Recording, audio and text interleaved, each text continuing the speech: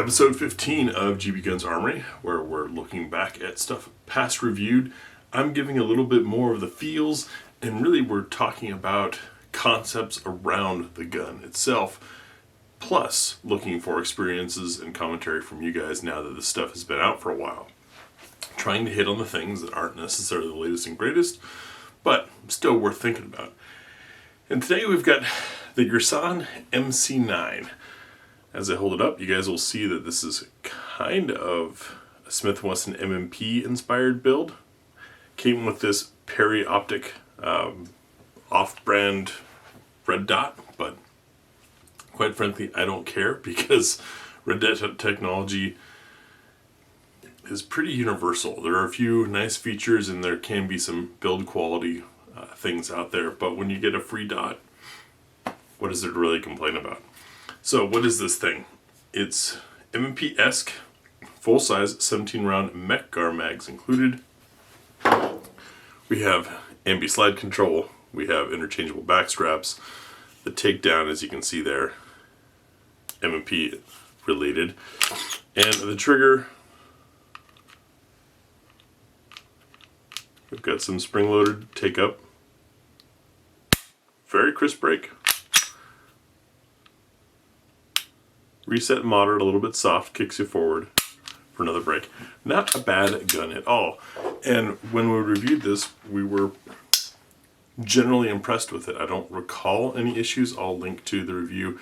There might have been, but quite frankly, shoot so many guns, it's hard for me to remember everything about all of them. Full-size grip. I want to say this is a 4-inch barrel. Might be a little bit longer than that. Affordable gun that is similar to existing guns out there.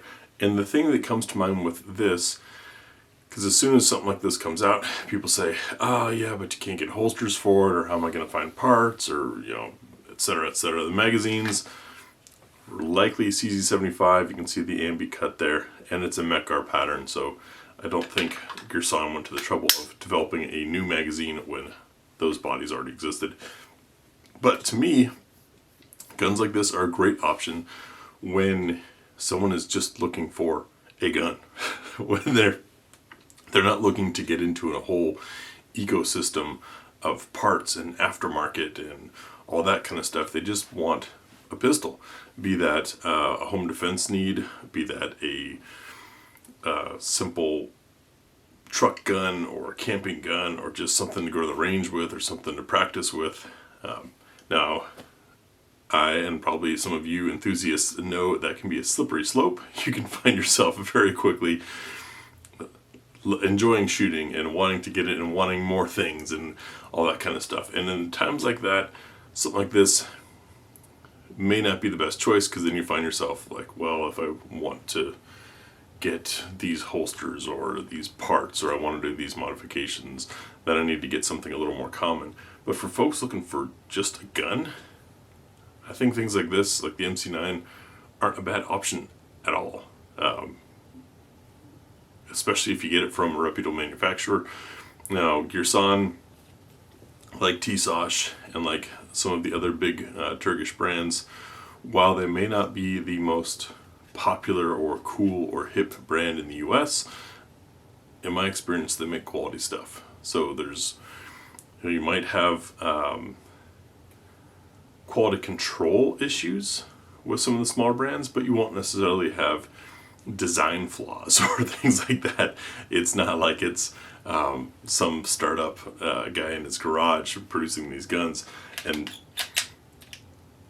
I think there's a solid place for them. I think that they have a reason to exist, and it's interesting to see when efforts are made to try to make them go beyond that.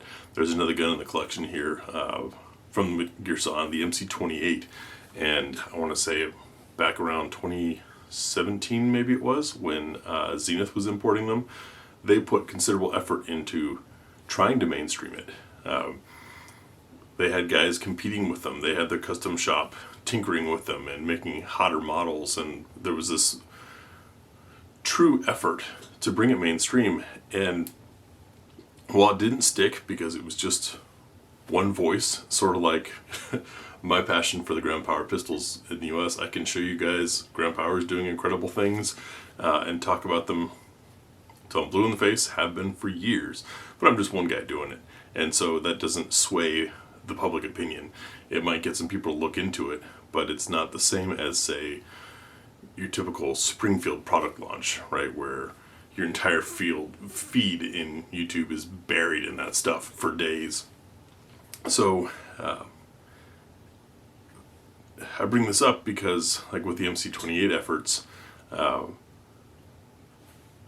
it got me realizing, there's really not much difference between something like one of these Girsans and a brand that people would just immediately trust and assume good, and the aftermarket would jump in and there'd be holsters everywhere and parts everywhere and all that kind of stuff.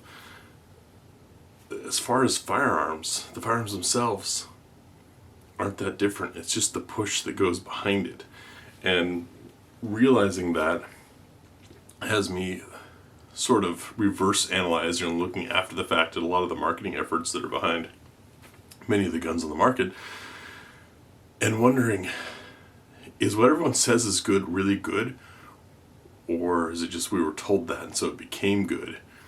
And then guns like the MC9 that a lot of people don't take seriously, are they really bad? Are they any worse than the good guns, the popular guns? Or is it just that we haven't been told they are? And I think that's the case with the MC9 as well as the MC28 was the other one I was talking about. We'll get to that eventually. It's funny how now I can see some people resist these things because they say, oh, it's coming out of a country with a terrible government. Okay, I get that. My counter to that is, well, is it a privately owned company or a government owned company? Because if it's a privately owned company, then your decision to buy or not buy is affecting everyday citizens like you and me just living in a different country. If it's a government owned company, okay, if you disagree with the government, don't buy from that. But on the private side, I don't think it's fair. Anyways, a lot of random thought threads. I'm curious to see where you guys go with these things. Pick one that interests you or that you've got some opinion or experience on, or, as always, if you just want to talk about the MC9, we can do that too. That's episode 15 of the GBGuns Armory. Thanks for watching, and we'll see you tomorrow.